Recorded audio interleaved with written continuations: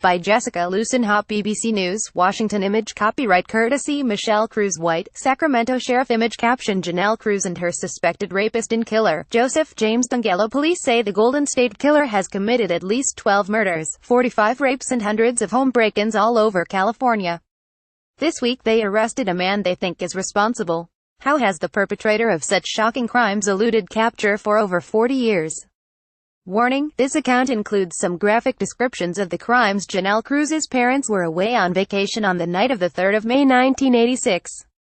Cruz, an 18-year-old restaurant worker, invited a friend over, who later recalled being startled at least twice by strange noises outside and in the garage.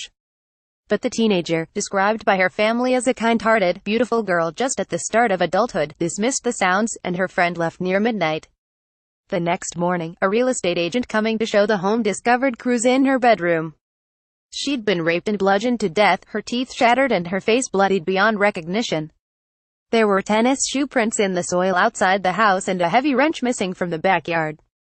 Investigators initially honed in on the last people to see Cruz alive and her former boyfriends, but the case went cold. Although police assembled a rape kit, DNA testing of crime scene evidence was in its infancy, and the kit was placed in storage for many years.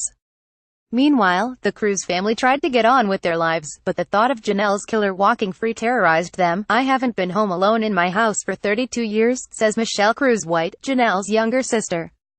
"I've been living in fear, and my mom, too." They didn't know it in 1986, but Janelle was the last known victim of the Golden State Killer, ending the decade-long crime spree of one of the most sadistic serial killers and rapists in American history. Since the early 1970s, an unknown assailant had been terrorizing various parts of California from Sacramento to south of Los Angeles, earning him different nicknames in each crime spree: the Vidalia Ransacker, the East Area Rapist, and the Original Night Stalker. It wasn't until the advent of DNA testing that law enforcement realized they were dealing with a single perpetrator.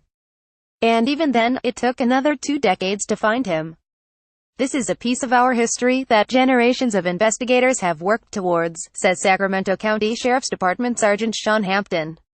Image copyright courtesy Michelle Cruz. Image caption Michelle Cruz White with her sister Janelle. Near the time of her death on the 18th of June 1976, a masked intruder broke into the bedroom of a 23-year-old woman who awoke to find him standing over her, naked from the waist down. He bound her hands, stuffed a nightgown in her mouth, and raped her at knife point. After he left, she managed to dial 911 with her still bound hands. She was just the first. Over the next 12 months, the man who became known as the East Area Rapist struck again and again, sometimes within days of a previous attack. He often selected single-story homes, accessed them by climbing through windows, and bound his victims' hands. He blinded women with a flashlight and threatened to kill them. "There's something wrong with him," the first victim told the FBI years later. "There's something not wired right for someone to do this continually." Newspaper headlines from the time illuminate the relentless and prolific nature of the attacker. Coordinated hunt will begin for attacker of 11 women. East Area Rapist claims 15th victim. No ID. Rapist strikes for 26th time. Still no clues. The case seeped into the daily lives of average Sacramento residents, who started arming themselves with guns and baseball bats, buying guard dogs and locking doors for the first time. David Caraccio, online news editor for the Sacramento Bee newspaper, remembers that when he was 12 years old, the East Area Rapist had struck a home near his. "We jumped on our bikes out of curiosity. We checked out the home," he recalls. The news stories aren't exaggerating how big an impact it had. The Ear, as he became known for short, also behaved in terrifying and sadistic ways. He took trophies from his victims, pieces of jewelry, cufflinks. Before he raped a 13-year-old girl, he placed dinner plates on the back of the girl's mother in a separate room, and warned he would cut the daughter's fingers off if he heard the plates clatter. In a recorded call to one woman, a man believed to be the Ear whispered over and over again, "Gonna kill you. Gonna kill you." Image copyright courtesy FBI. Image caption Katie and Brian Maggiore were murdered in 1978. The Ear raped over 24 women by the time he committed his first known murder in 1978. Katie and Brian Maggiore were out for a walk with their dog on the night of the 2nd of February 1978, when they had a violent confrontation with a strange man. No one knows what was said, but by the end of it, both 20-year-old Katie and 21-year-old Brian were dead from gunshot wounds. A man wearing a ski mask was seen fleeing by several witnesses. Katie had complained in the months before that a man was stalking her at her work. Her colleague said someone called Katie repeatedly, saying, "Your turn is coming." A strange man sitting in a blue Volkswagen would watch her for hours. After she attempted to confront him, he drove off, only to return hours later. Katie quit her job soon afterwards. After the Maggiore murders, Pierre moved his hunting grounds to nearby Contra Costa County, committing 20 more rapes before he killed again, this time an osteopathic surgeon named Robert Offerman and his girlfriend, Alexandria Manning. Both were bound and shot in Offerman's home. From there on, none of the year's victims were allowed to live. At the dawn of the 1980s, a perpetrator known as the original Night Stalker began killing in Santa Barbara, Ventura and Orange counties. He seemed to develop a new taste for raping women in front of their partners before executing them both. He murdered married couple Lyman and Charlene Smith, newlyweds Keith and Patty Harrington, and Sherry Domingo and her boyfriend Greg Sanchez. The Smiths were bludgeoned with a fireplace log. Image copyright courtesy FBI. Image caption: the scene from one of the Golden State Killer's burglaries. He also raped and killed a woman named Manuela Whithun while her husband was at a nearby hospital in 1981. Finally, in 1986, he raped and beat Janelle Cruz to death before disappearing without a trace for the next 32 years. The fact that the rapes and murders occurred sometimes hundreds of miles apart stymied investigators, who are accustomed to going straight to the most likely suspects, spurned lovers, family members or acquaintances of the deceased. The lack of DNA technology also meant law enforcement had much less to work with. "We had excellent investigators back in those days who worked really hard on the case," says Lieutenant Paul Belli, who has been assigned to the case since 2008. "Nobody could have predicted that the Southern California cases were our guy." Janelle Cruz had been dead for a decade when it was discovered that the DNA sample from her body matched DNA from the Harringtons and Manuela Whithun. Over time, the DNA profile also matched with the Domino and Sanchez murders, and the Smiths, as well as to 2 Contra Costa County rape cases from the late 1970s. Image copyright courtesy FBI. Although law enforcement has had a DNA profile for the Golden State Killer for decades now, a matching profile was never found in any national DNA database, meaning the man had never been caught for a subsequent crime where his DNA would have been collected. Eventually a task force joined all the affected jurisdictions together with the FBI to try to collaborate, offer new reward money and send out a call for tips to the public. Although journalists and armchair detectives have been fascinated by the case and offered thousands of tips over the years, no suspect has ever matched the DNA profile, until 2 weeks ago.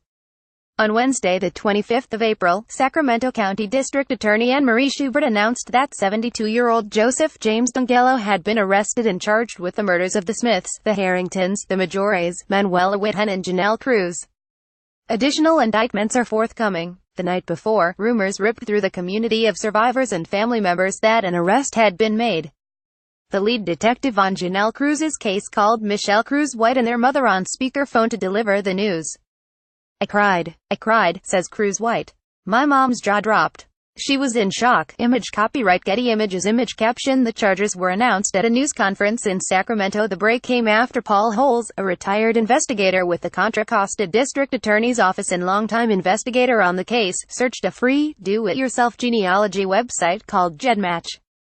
According to the Sacramento Bee, the site is a place for people to find long-lost relatives, and has a database of 800,000 DNA profiles. Sacramento District Attorney Chief Deputy Steve Grippy confirmed that a family member of D'Angelo's had used the service, and they were able to isolate him as a suspect and collect discarded DNA on 2 occasions. They finally had a match. "We were looking for a needle in a haystack and we found it," says District Attorney Schubert, who has had some role on the case since she was a deputy district attorney in 2000. D'Angelo is a former police officer with the Auburn Police Department who was fired after he was caught shoplifting a hammer and dog repellent from a hardware store in 1979. He married and had a daughter, and worked as a truck mechanic for a grocery store chain for 27 years. Sheriff Scott Jones told the Sacramento Bee that D'Angelo was very surprised when he was arrested. Since the arrest, officers from all the jurisdictions touched by the Golden State Killer flocked to the quiet street in Citrus Heights to begin an exhaustive search of the house. Speaking from outside the home, Lieutenant Belli said they are searching for any trophies the GSK is believed to have collected from his victims over the years, as well as ski masks and firearms. "We're trying to go through it, obviously, with a fine-tooth comb," he says. Other stories you might also like: D'Angelo appeared in a Sacramento courtroom for the first time on Friday. He sat in a wheelchair dressed in an orange prison uniform and spoke in a whisper. He did not enter a plea and has been assigned a public defender. His next court appearance is scheduled for the 14th of May. It has not yet been determined if the case will be consolidated into a single jurisdiction, or whether the state will seek the death penalty. In the meantime, the Sacramento Sheriff's Department is calling for any additional sexual assault victims who may not have come forward at the time to contact law enforcement. This investigation will be ongoing for a very long time, says Sergeant Hampton. Michelle Cruz White choked up while speaking to the BBC by phone, the first time she has broken down since finding out that her sister's rapist and murderer may have finally come to justice, she says. She says she's finally able to process how the case has affected her life, and the arrest has validated her decision 2 years ago to come out publicly and speak about the murder. My family thought by me showing my face to the world I was jeopardizing our entire family, putting us all in danger, she says. I just felt so relieved that it's over and my sister can rest in peace. Dangelo may yet argue his innocence.